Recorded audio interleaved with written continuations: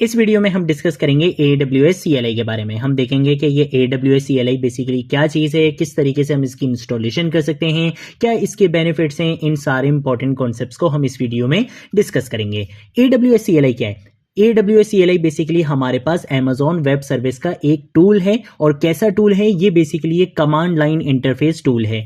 क्यों प्रोवाइड करा है AWS ने इसे? ताकि हम कमांड्स के थ्रू बेसिकली AWS की सारी सर्विसेज को यूज कर सकें। जो होता क्या था कि हम जाते थे AWS मैनेजमेंट कंसोल पे, वहां पे जाके एक एक सर्विसेज के ऑप्शंस में जाना पड़ता था, वहां पे जाके ग्राफिकल यूजर इंटरफेस होता था, बट हम वहां पे जाके काफी सारे हमें ऑप्शंस दिख जाते थे और वहां पे जाके हमारा प्रोसेस थोड़ा स्लो हो जाया करता था।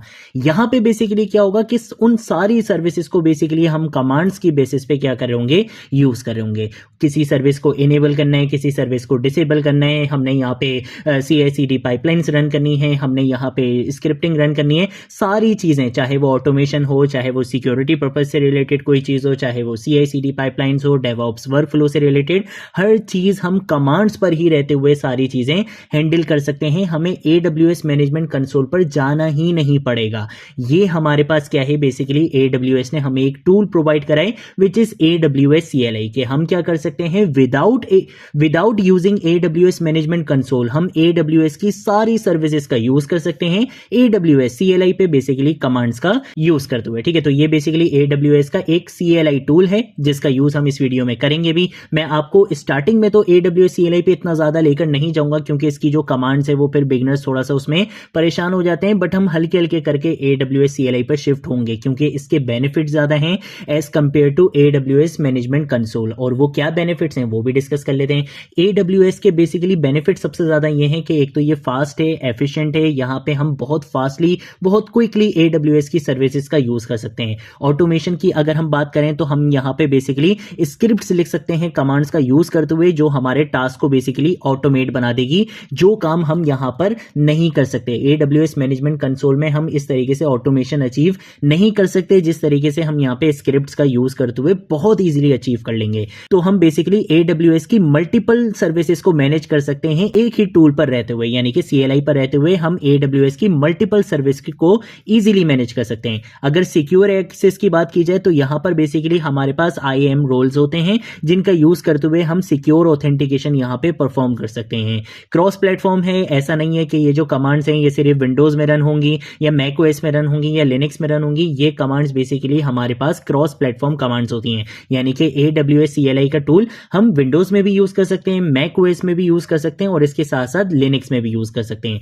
और सबसे बड़ा जो एडवांटेज है AWS CLI का वो है इंटीग्रेशन, यानी कि हम AWS CLI का यूज करते हुए CI/CD पाइपलाइंस पर काम कर सकते हैं जो बेसिकली डेवऑप्स के वर्क फ्लोज होते हैं। और ये सारे कॉन्सेप्ट्स हम आगे आने वाली वीडियोस में कवर भी करने वाले हैं। ठीक है, तो ये बेसिकली हमारे पास एक बहुत इंपॉर्टेंट टूल है। एज अ डेवऑप्स इंजीनियर आपको AWS CLI पे डेफिनेटली काम आना चाहिए। हम ऐसा नहीं है कि हम AWS मैनेजमेंट कंसोल को बिल्कुल छोड़ देंगे, हम इस कोर्स में दोनों चीजों को साथ साथ लेके चलेंगे ताकि आपको मैनेजमेंट कंसोल को भी यूज करना है अच्छे से, और AWS CLI तो आपको डेफिनेटली आना चाहिए। अगर आप एक डेवऑप्स इंजीनियर बनना चाहते हो आपको AWS CLI पे लाजमी कमांड आनी चाहिए। ठीक है, वो कमांड्स बेसिकली आप बेशक याद नहीं हो, आप जितना प्रैक्टिस करोगे, जितनी ज्यादा आप उनकी प्रैक्टिस करोगे, जितना ज्यादा आप उन पे काम करोगे, आपको ऑटोमेटिकली याद हो जाएंगे। और स्टिल अगर नहीं भी होती तो भाई इंटरनेट है, आपसे कोई यहाँ पे रट्टा नहीं लगवाना है, आप इजीली इंटरनेट का यूज करते हुए काम कर सकते हो। लेकिन AWS CLI पे काम आपको एज अ डेवऑप्स इंजीनियर लाजमी आना चाहिए। ठीक है,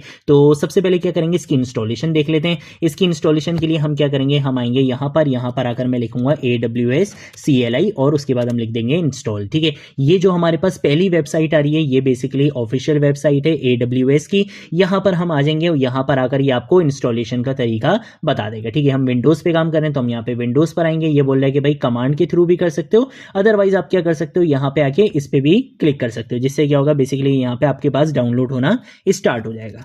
जब ये कंप्लीट डाउनलोड हो जाए आपने क्या करना है, इसको नेक्स्ट करके जिस तरह से आप दूसरे सॉफ्टवेयर बेसिकली इंस्टॉल करते हो सेम ऐसे ही आपने इसकी भी क्या करनी है, इंस्टॉलेशन करनी है। मैं यहाँ पे नेक्स्ट कर दूंगा। यहाँ पे बेसिकली मेरे पास पहले से इंस्टॉल था तो मैं यहाँ पर अगर इसको कर दूंगा कि भाई चेंज कर दो। ठीक है, इसके साथ साथ यहाँ पे नेक्स्ट कर देंगे, यहाँ पे चेंज कर दूंगा। आपके पास सिर्फ नेक्स्ट के ऑप्शन आ रहे होंगे अगर आप फर्स्ट टाइम यहाँ पे इसकी इंस्टॉलेशन कर रहे होगे। ठीक है, तो मैं यहाँ पर आकर इन सारी चीजों को नेक्स्ट करके और इसको फिनिश कर दूंगा। अब रिकमेंडेड ये है कि आप पहले क्या कर सकते हो, सबसे पहले तो आप यहाँ पर आओ और यहाँ पर आने के बाद हम सर्च करेंगे बेसिकली विंडोज़ पावर शेल के बारे में। ठीक है, ये मेरा पावर शेल है बेसिकली। मैं यहाँ पे क्या करूँगा, इसको राइट क्लिक करूँगा और इसको हम ओपन करेंगे रन एज एडमिनिस्ट्रेटर पे।